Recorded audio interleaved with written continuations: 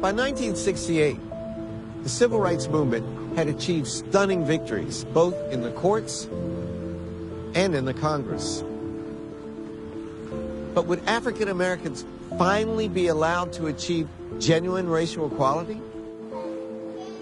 In the decades that followed, some attained undreamed of success, while others struggled with ever greater challenges, opening a deep divide in the black community.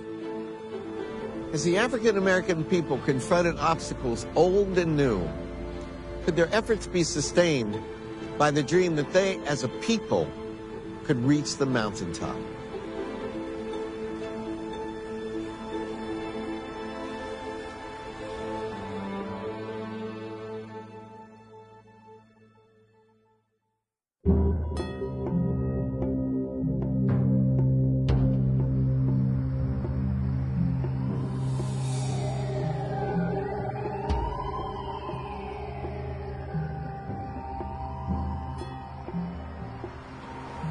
I have some very sad news for all of you, and I think sad news for all of our fellow citizens and people who love peace all over the world. And that is that Martin Luther King was shot and was killed tonight in Memphis. On April 4th, 1968, the tragic assassination of Dr. King, beloved symbol of the civil rights struggle, shattered African Americans' faith that racial equality could ever be won through peaceful protest. There were those who never believed in nonviolence because they never understood the depth of that method of solving problems in the world. To some extent, Dr. King has been a buffer the last few years between the black community and the white community. The white people do not know it, but the white people's best friend is dead. Once King was assassinated, the politics of nonviolence lost their relevance for a large number of people. Everyone had some very deeply visceral response of what they wanted to do. And what many people wanted to do was just go burn. 6 days of rioting in a Negro section of Los Angeles. Race riots rock New Jersey's largest city. It's as if a flight of bombers has passed over Detroit.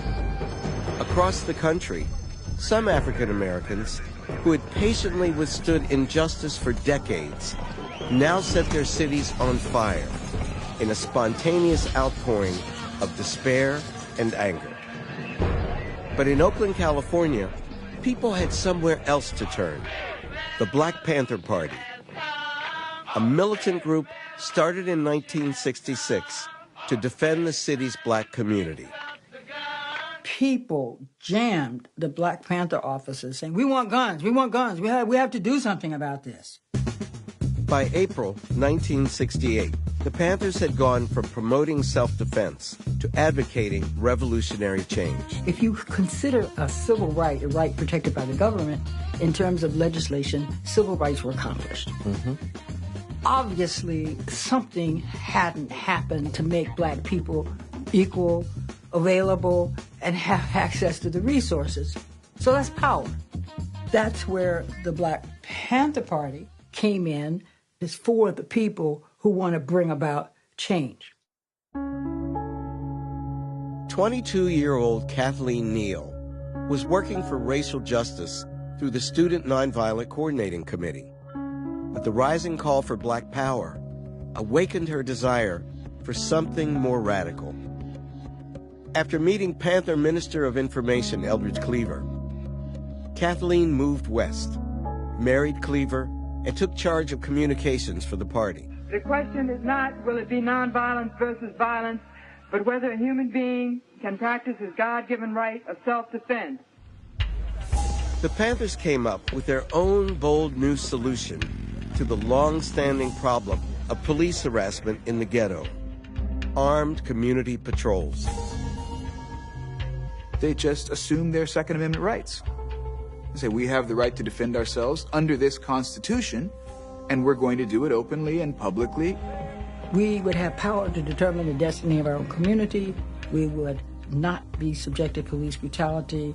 And that was a pretty direct take in the streets with their weapons, patrolling the police. It was something that the Oakland police had never encountered. Their in-your-face attitude infuriated the authorities. But it thrilled young people, impatient with the slow progress toward racial equality. The Panthers summoned the people they called the Brothers on the Block to realize the goal defined by their black nationalist forebears like Marcus Garvey and Malcolm X: black self-empowerment. The Panthers are really saying they want guns and butter. Guns to defend the community. The butter is community programs. Way over 6,000 bags of groceries are being given away free. Free breakfast programs. Free sickle cell anemia programs. Health clinics. Raise our own money. We didn't take grants. It was a community-based, popular, radical black organization, completely independent, and we didn't have to answer to anyone. What kind of future for the African American people did the Panthers envision? A brilliant future. The Black Panthers were not alone. The Black Power movement inspired a whole generation who had stopped asking for freedom and were now demanding it. What is freedom? Freedom is Black Power. Black Power took many forms, including black feminism, black theology, a black arts movement, and a new ideology called cultural nationalism, which encouraged black Americans to reconnect with the culture of their ancestors by learning Swahili, taking African names, and wearing African clothes. Maulana Karenga and his organization, US, called for black unity through cultural revolution. Cedric, would you tell us what Umoja is? Umoja is unity. To that end, in 1966, he invented an African-American holiday, Kwanzaa. I created it as a way to reaffirm our rootedness in our own culture, African culture. Malcolm said it. Until we have a cultural revolution to unbrainwash a whole people, we cannot break the bonds of white supremacy because it begins first in the mind. You got to decolonize the mind. 10 years before, you could have had the same idea and it would have fallen flat. You know that as well as I. But what was it about this moment that let the seeds that you planted blossom? Remember, this is the Black Power movement, and black was sacred. It became a movement holiday. And as the movement grew, it grew. Wearing my natural gives me more pride within myself. Isn't it beautiful?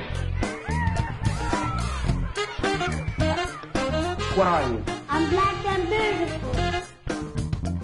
Black is Beautiful was an effort to sort of throw off the shackles of the way white supremacy constructed black bodies. They're not as intelligent, they're not human, they're not as beautiful, they're not valued. So to undo that, one has to directly attack that ideology.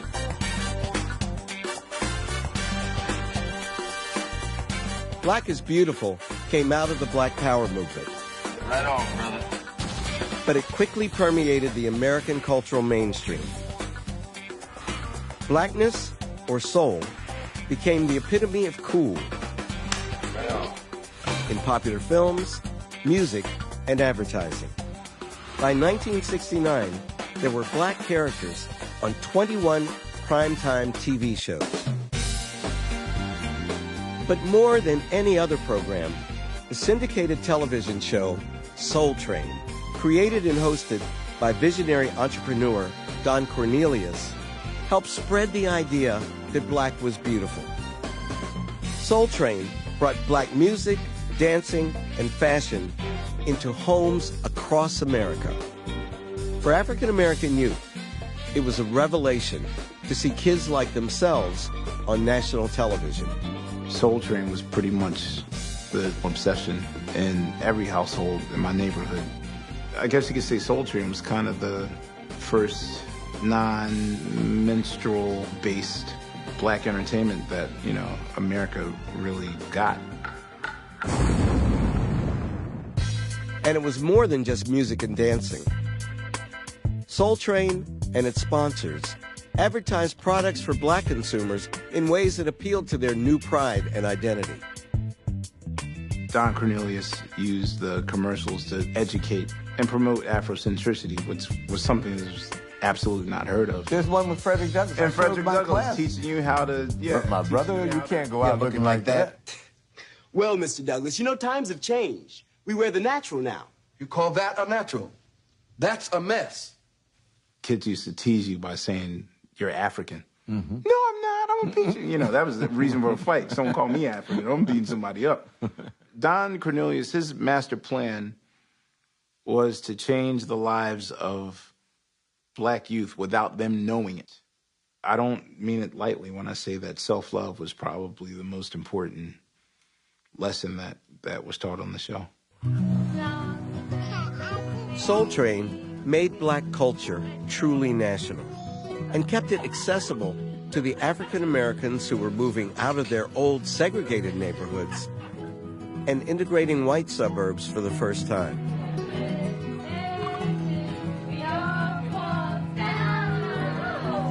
Professional opportunities were opening up, both in civil service and in the private sector, spurring the growth of the black middle class. The American dream was finally coming within reach for some, thanks to a new idea called affirmative action, which prescribed concrete policies to end historic discrimination. You cannot explain the significant increase of middle-class blacks in professional positions and in colleges and universities without taking account of the civil rights acts and affirmative action programs. It definitely improved their life. You and I are a prime example. Precisely, yeah.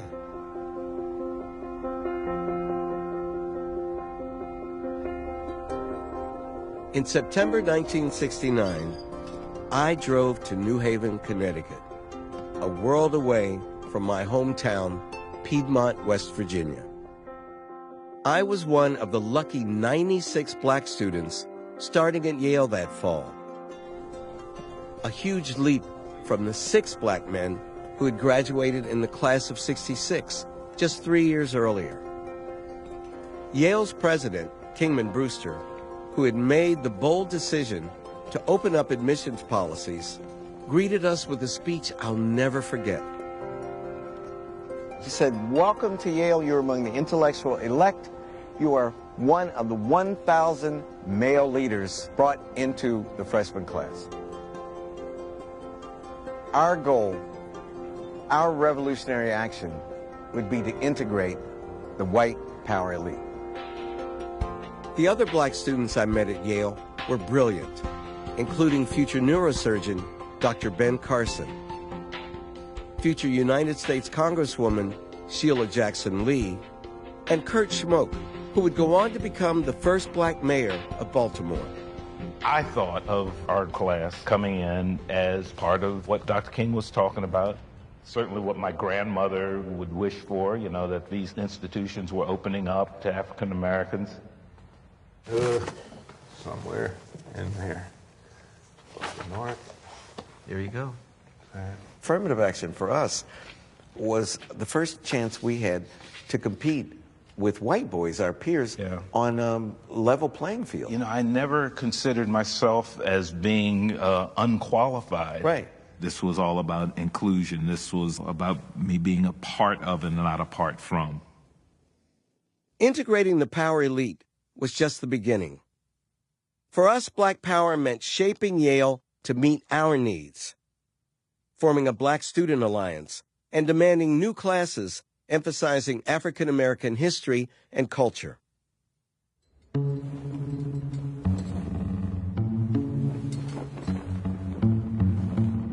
But off campus, the assertive stance of the Black Power movement had aroused fears. Fears that began to take tangible form. Calling the Panthers the greatest threat to the internal security of the country, the FBI launched a secret campaign of surveillance, infiltration, and disinformation aimed at seeding conflict between the Black Power groups. Were you aware of this counterintelligence program as it was going on? We thought they wanted to kill us. What we didn't understand is really what they wanted to do was confuse us, to make us think our friends were our enemies, to make us lose confidence in what we were doing. Why would the FBI care about the handful of black people wearing berets and handful of black people in dashikis? You know, these were not mass movements with 20 million black people, you know, lined up to join them. Nobody really was threatened by the Panthers. Let's be honest. Hoover wasn't afraid of them, and he wasn't afraid of us. He feared us in our unity, the potential of a unified black movement, self-conscious and armed. In March 1972, over 8,000 people, including cultural nationalists, Black Panthers, representatives of the Black Arts Movement, mainstream civil rights activists, and elected officials came together in Gary, Indiana, intent on defining a unified agenda through the first national Black political convention. What was the idea behind this meeting?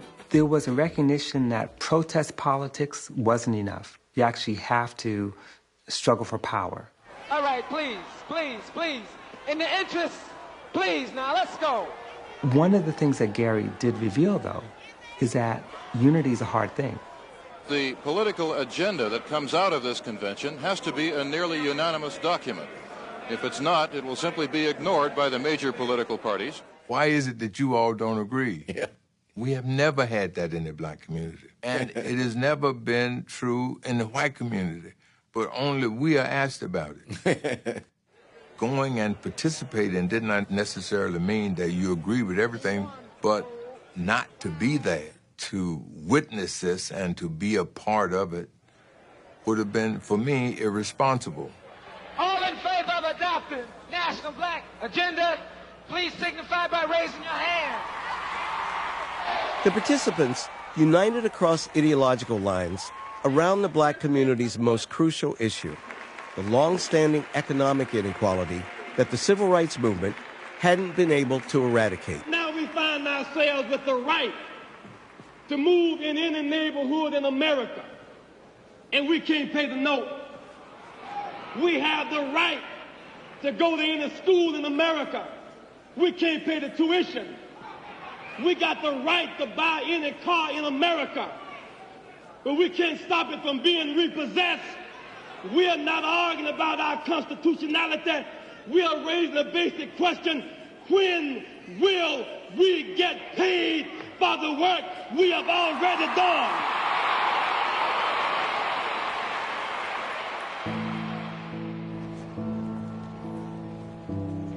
In the 70s, we really had a tale of three cities. We have a few African Americans who have achieved real greatness in terms of education and business and politics. Then you had a black middle class that had middle class status, middle class ideals, did not quite have middle class stability, but middle class nonetheless. And then you had a huge swath of the black community that was poor. And its poverty was worse than the poverty that preceded it.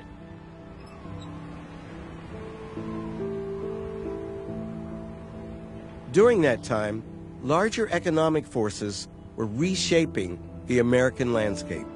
Industries were moving out of the inner cities. White people and African Americans who had made it into the middle class followed the jobs to the suburbs. The black poor were left behind. There's a big difference, Skip, between neighborhoods in which a majority of the adults are working, like was the case, say, back in 1950, and neighborhoods in which a significant majority of the adults are not working. Joblessness triggers problems in the neighborhood. Family breakups, drug trafficking, gangs. What you're describing is a perfect storm for disaster for the poorest element of the African American community. Yeah, absolutely. What strikes me as a paradox is that all this occurred precisely as black people were gaining increasing political power and efficacy in the cities. Being mayor of Gary has not made it possible for me to control things like jobs and the economic conditions of black people. The unemployment rate is 4 and 5 times greater than the national unemployment rate during the Depression. Congratulations, Mr. Mayor. When my old friend from Yale, Kurt Schmoke, was elected, he, like the country's other black mayors, inherited a city in decline and abandoned by the federal government. When I became mayor, it was clear that we had significant problems in the African American community that weren't being faced in the white community. I didn't realize, however, that the other thing that I was going to face was the negative impacts of the war on drugs. President Reagan signed a stiff new anti-drug law authorizing $1.7 billion to fight drug abuse. The American people want their government to get tough and to go on the offensive. And that's exactly what we intend.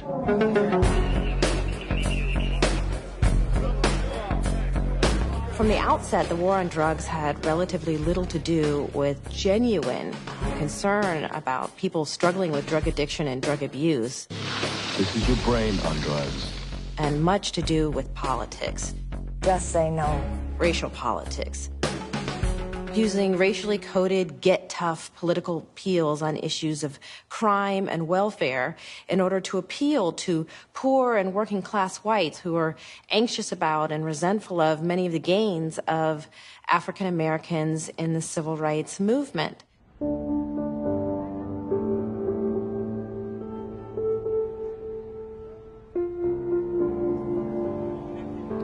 That war on drugs would be waged in African-American neighborhoods like Harlem's Wagner houses, where Terrence Stevens grew up.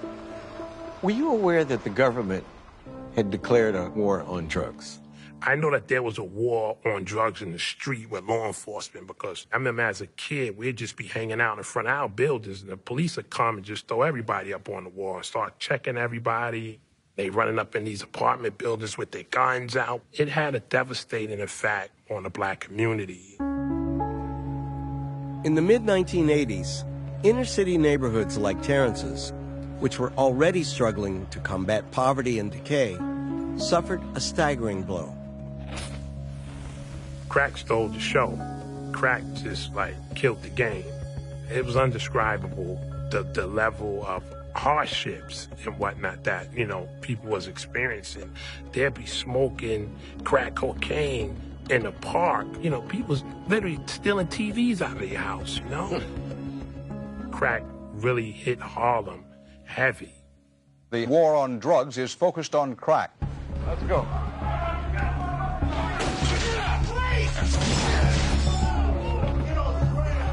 When crack hit the streets, the Reagan administration seized on this development, actually hiring staff whose job it was to publicize inner-city crack babies, Crack kids, crack dealers. In an effort to bolster public support for a drug war they had already declared. The plan, an all too familiar one. It's another night, another crack raid. There was such a frenzy associated with the fear of crack. It served the function of deflecting attention away from problems of poverty, of joblessness in these communities. Open it! To crack. Police are now arresting more than 35 people a day on drug charges. But almost all of these arrests are taking place in black neighborhoods. Even at the height of the crack epidemic, the majority of crack users were white. But once it became, sensationalized in the media as a black drug, a wave of punitiveness swept over. We saw a whole generation of young black men in particular being swept into prisons and jails. How old are you, son? 15 years old. It's like it was a trap, and it was a trap by design. In 1990, Terrence was traveling to Buffalo. Police searched the bus he was riding and found 5 ounces of cocaine. I was arrested, as a result of drugs that someone else had in their bag, and I was sentenced as a first-time low-level nonviolent offender to 15 years to life. I was locked up with some guys that committed murder, they raped kids, and they got under 10 years. When your gate opens up, you will strip down for the officer. Before the war on drugs, the most severe sentence for drug possession under federal law was 1 year. Congress and state legislatures began passing ever harsher mandatory minimum sentences for minor drug offenses. Prisons exploded almost overnight.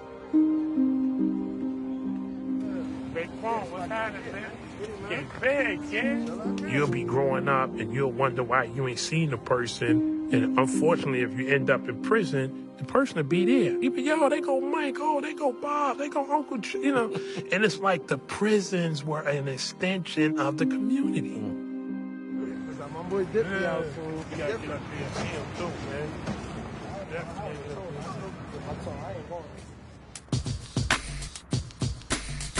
As their communities came under assault or languished in neglect, young people were looking for a way to express their rage and hopes about what was going on around them. You had a lot of confusion on what was going to get America out of really kind of like a depression for black folks. The gutting of the urban labor force, the rise of the prison economy, the flooding of these neighborhoods with drugs. You have the withering of the state. So schools are being increasingly defunded, art programs go away. Out of the ashes rose the phoenix of hip-hop. Kids just did it themselves. DJs take the electrical power sources from the city, and attach them to turntables and massive homemade speakers. The idea of a block party was just reinvigorated in hip-hop with nothing. Those kids created an entire culture with its own music, dance, visual art, style, and attitude. Don't push me, 'cause I'm close to the edge. Rap songs like The Message shed a vivid new light on the experience of people who felt invisible. Makes me wonder how I keep from going under. It's like a jungle sometimes. Makes me wonder how I keep from going under. That black male especially, it made us like, yeah, this person's speaking for me because I can't say these things. I ain't being heard. And hip-hop just came out and just said, yes, yeah, exactly, and it's riding the beat. It's very prideful for a person going from 17 to 26 when I started making my first records.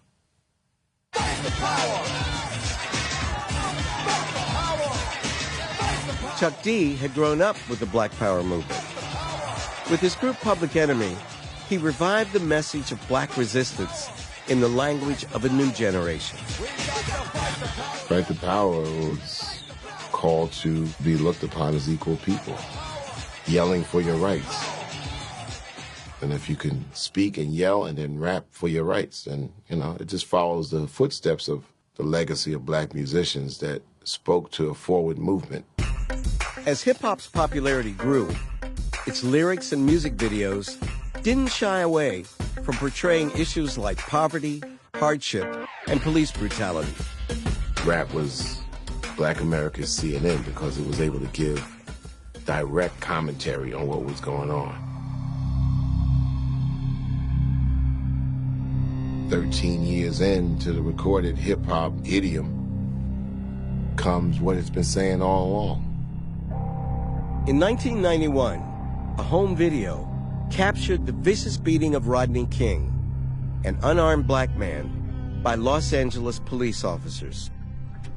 Those images shocked the nation, largely unaware of police practices in America's inner cities. When the officers in the King video went on trial, Black Los Angeles waited for the verdict. On April 29, 1992, the 4 officers were cleared of all charges. They don't represent the people no more. After being denied for so long, any validation, acknowledgement of the pain and the suffering and the anger, it exploded. A black man didn't put these scars on my head. A black man didn't do this. The police did this. I got scars on my head for the rest of my life. Africans unite! Africans unite! Africans unite! Africans unite!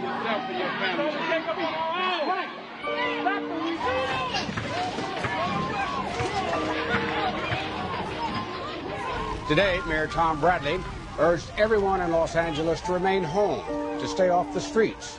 He also suggested they might want to watch The Cosby Show because he believes, and we believe, we need this time. A bit of a cooling off period, giving us some breathing space. Maybe a time to remember what Thursday nights were like before all this madness began in Los Angeles. While Los Angeles burned, millions of people of all races tuned in to The Cosby Show's final episode to say goodbye to the black characters they had loved and laughed with for 8 years. America's most popular sitcom had offered viewers a celebration of black achievement, an affluent, wholesome family who unapologetically embraced black traditions and culture, from historically black colleges I haven't seen this since I was 8 years old. to black art and music. Through the 80s and 90s, that black middle class finds its voice too. People beginning to express what's happening for black middle class people who can go to college and who are entering professional life and who begin to take their place in the nation's elite. I watched The Cosby Show with my 2 daughters. The world it depicted reflected the lives of our own family and our friends. A black reality that looked nothing like what was going on in America's ghettos. My daughters were accustomed to seeing African Americans as icons of mainstream American culture. But it still amazed me that black celebrities were becoming so popular with audiences of all colors. We started to see acceptance for exceptional black people. But in some ways, people were measuring the rest of black America by the success of a handful of exceptional individuals. And it made it possible to ignore the ongoing structural dynamics that made it very difficult for other people to attain a reasonable living. These people who find themselves very, very successful, they've managed to escape. That's what they've managed to do. You may think to yourself like, wow, things are great, you know, I've made it. But if you go back to where you're from, you're going to see that all these people that were left behind are still there. And you might have thought to yourself that since I made it, somehow they all got free. In America, that's not the case.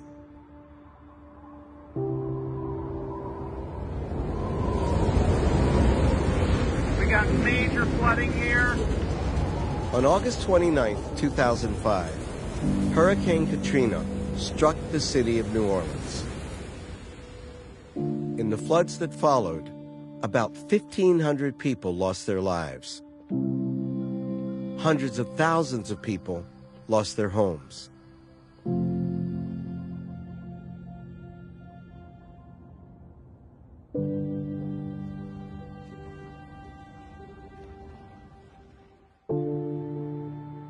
These members of the Black Men of Labor, a cultural organization, stayed in New Orleans throughout the disaster. Things were so hectic that, guys just couldn't arbitrarily go out on their own for fear of being arrested or maybe being fired upon. So we band together. When aid didn't come fast enough, they went out with a boat to rescue people stranded by the floods. Do you have nightmares about what you saw? Where these 3, they were sister and brothers, I mean, they were all dressed in white, I'll never forget that. And they were pouring water down his mouth and telling him, we're gonna make it, we're almost there, we're almost there. They were bringing him to the bus. And I couldn't take that either. Couldn't take it. Excuse me. Shouldn't the government have been doing what you guys were forced to do? Yeah, you can wait for government if you want, but I mean, lives were at stake. So you did what you knew you could do. So many of these people, almost all of them that we see, are so poor and they are so black, and this is going to raise lots of questions for people who are watching this story unfold. For many African Americans, no matter how rich or poor, the painfully inadequate relief effort reopened a deep racial wound. The landscape of the city has changed dramatically, tragically, and perhaps irreversibly. George Bush doesn't care about black people.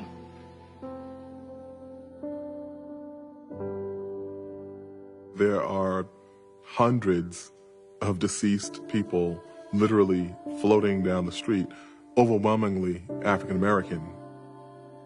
And the official response is that the president is on Air Force One and they fly lower so that they can survey the damage. People kept saying, this is not about race, this is not about race. But for African Americans, it was hard to conceive that there could be 800 white people dead and hundreds, thousands more who are desperately in need of assistance, and what they get is a flyover.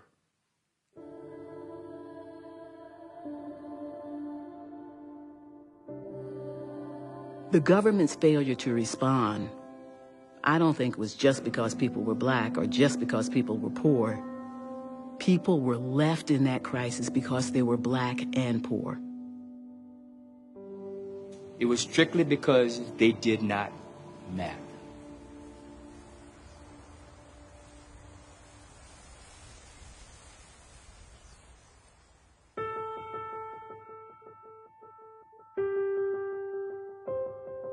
A few days after the floods, an official delegation visited Katrina evacuees sheltered in the Houston Astrodome.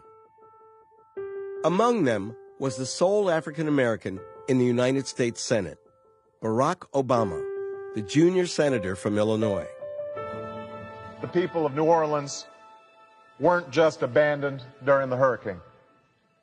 They were abandoned long ago to murder and mayhem in their streets, to substandard schools, to dilapidated housing, to inadequate health care, to a pervasive sense of hopelessness. Now, that's the deeper shame of this past week. Thank you, everybody. God bless you. Just a year and a half later, Obama announced that he would seek the Democratic nomination for the United States presidency. It was an audacious decision for any first-term senator, but especially for an African American. One day there may be a black president, but there will never be a black president named Barack Obama. Ladies and gentlemen, that's too black. When I did the joke, I really didn't believe he could be president. It was about me sort of just saying the country wasn't ready. Many African Americans simply didn't believe that Obama could persuade white voters to elect a black man to the nation's highest office. But as the months went by, his unprecedented confidence began to pay off. This fall, we owe the American people a real choice. The campaign's freshest face has now emerged as its frontrunner. What do we really know about Barack Obama? The reason that he's considered such a big deal is simply because he's black. We really want somebody like that in the White House. Here's a candidate who claims to be a unifier, and yet he belongs to a church where they specialize in denouncing whites. In March 2008, the media discovered the fiery sermons of Obama's pastor, Reverend Jeremiah Wright. The government gives them the drugs, builds bigger prisons, passes a three-strike law, and then wants us to sing God Bless America? No, no, no. Not God Bless America. Damn America. I wouldn't sit in a church where a pastor said that. Would you? Why does Senator Obama? Commitment to the black community, commitment to the black family, adherence to the black work ethic. If every time we said black, if it was a church, and those words were white, wouldn't we call that church racist? Although Obama had avoided emphasizing the issue of race during the campaign, the media frenzy that ensued forced him to confront the topic head-on. The path to a more perfect union means acknowledging that what ails the African American community does not just exist in the minds of black people. Working together, we can move beyond some of our old racial wounds, and that in fact we have no choice. We have no choice if we are to continue on the path of a more perfect union. By reassuring many Americans that he understood both sides of the country's long-standing and painful racial divide, Obama inspired voters to do something that many considered impossible. Pennsylvania has gone to Obama. Senator Obama will carry the state of Massachusetts. Ohio is gone for Obama. We can report history. You are looking at the 44th President of the United States. The celebrations begin. We did it. We said we couldn't, and we did. Yeah. Correct.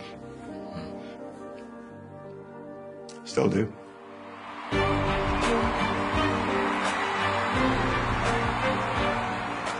My eyes filled with tears. But they were not my tears. They were the tears of my parents and my grandparents. They were the tears of all of those black people who toted that cotton and lifted that bale. Did you think America was ready to elect a black president? Doesn't matter. It happened.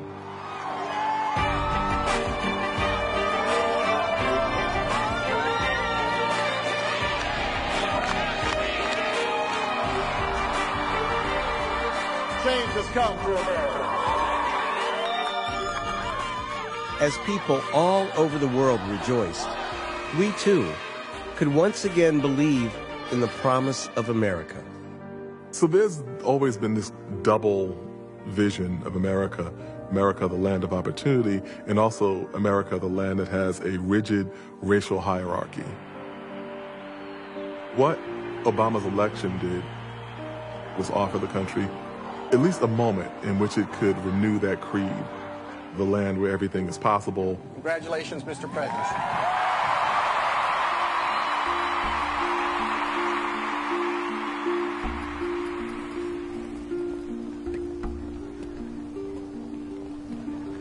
Against the greatest odds, America sent a black man to the White House.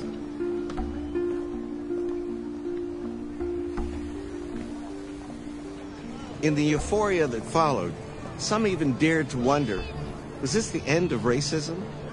Could 500 years of race relations be transformed by the election of one man?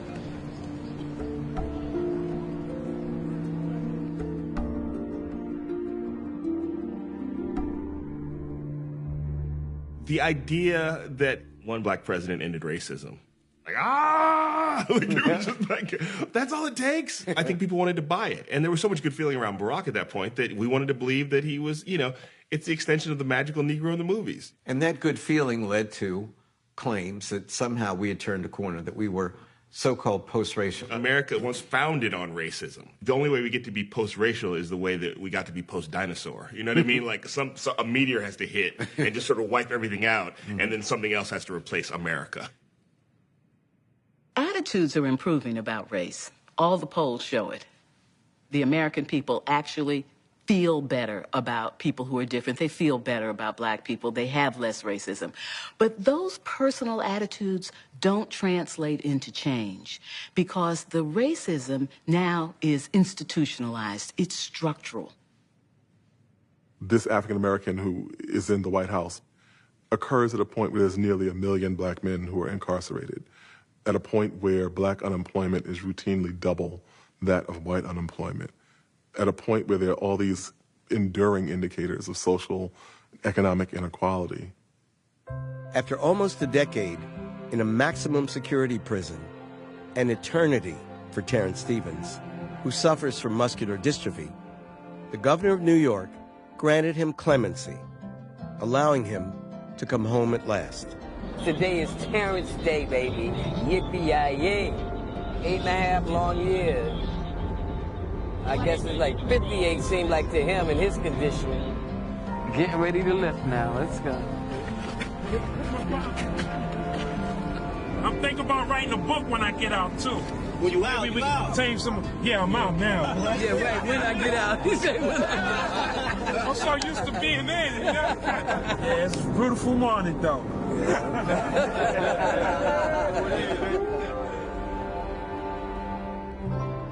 It's funny, man. I was locked up so long that when I finally got released,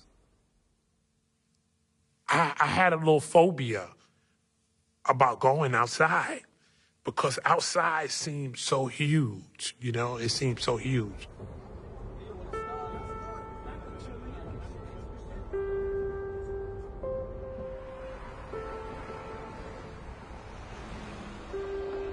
Although he was no longer incarcerated, Terrence discovered that as a convicted felon, he was not yet free. There was a lot of things that I couldn't do. You know, I couldn't vote. Having to report to parole once a week, parole officers coming to your house, you have a curfew. A lot of people, when they go and apply for jobs, they want to know, do you have a conviction? And you write down, yes, you have a conviction, and now the employer don't want to employ you. Even after prison, you kind of still under prison guidelines, you know? Your right foot back up, please.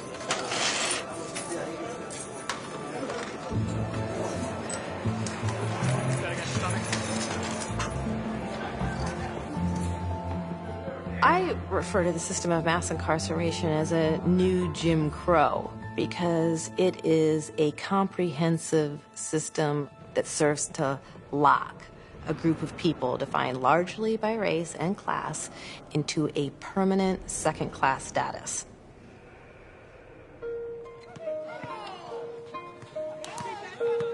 Our racial stereotypes, fears, and anxieties have driven the birth of this system and sustained the idea that some people are a problem to be dealt with harshly.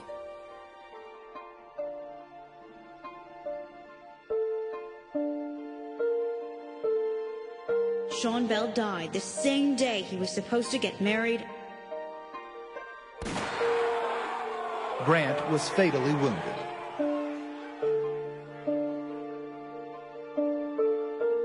As the president of a nation eager to disavow its racial past, Obama had steered clear of discussing race while in the White House.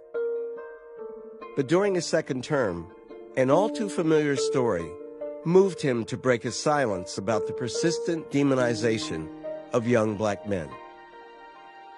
We, the jury, find George Zimmerman not guilty. Oh my When Trayvon Martin was first shot, I said that this could have been my son. Another way of saying that is Trayvon Martin could have been me 35 years ago. My first thought was that it could have been me too. This is something that all black men know in this country. Anybody out of place, anybody in the wrong location, can I just say it? Anybody off their plantation, right, is already suspected to be a criminal of some sort. And the society around is empowered to do something about that. The big question is, can the nation be something else? And that's a question we all have to ask together. I knew that when I returned home, I had to do something significant. I had to do something that was major, and I had to contribute to my society in a huge way. I came up with this idea of starting a foundation where we would actually reach out to children who lost their mothers and fathers to incarceration.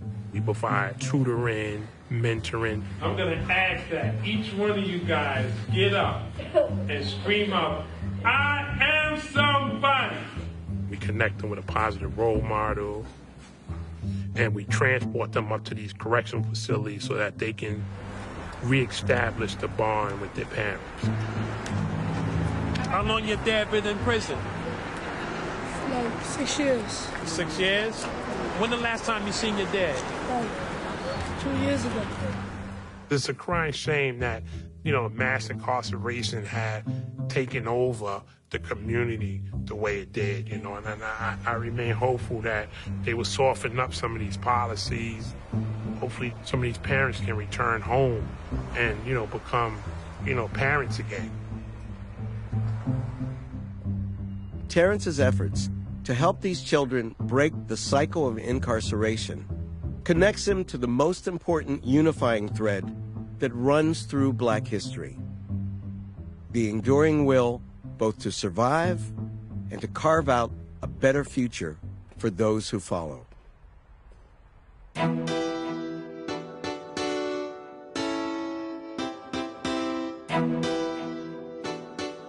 Everybody benefited from our movement. Native Americans, Latinos, Asians, women, gays, seniors, built on our conversation. That's true. In Africa, in China, in Palestinian struggle, they sang our songs, used our phrases, Million Man March, we should overcome, all of that, and posed our struggle as a model to emulate. That struggle is far from over. I have a dream today. The African American people have played a central role in building this country since before its inception. Never losing sight of the dream that one day the United States would finally achieve that more perfect union.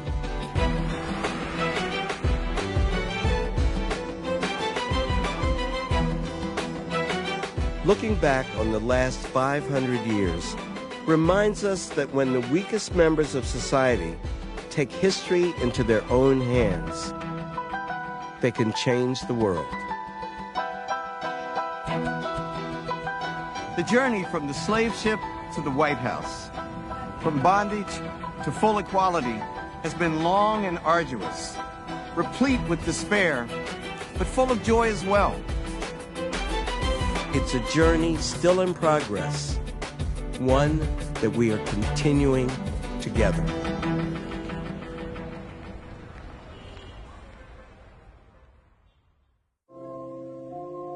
Many rivers to cross,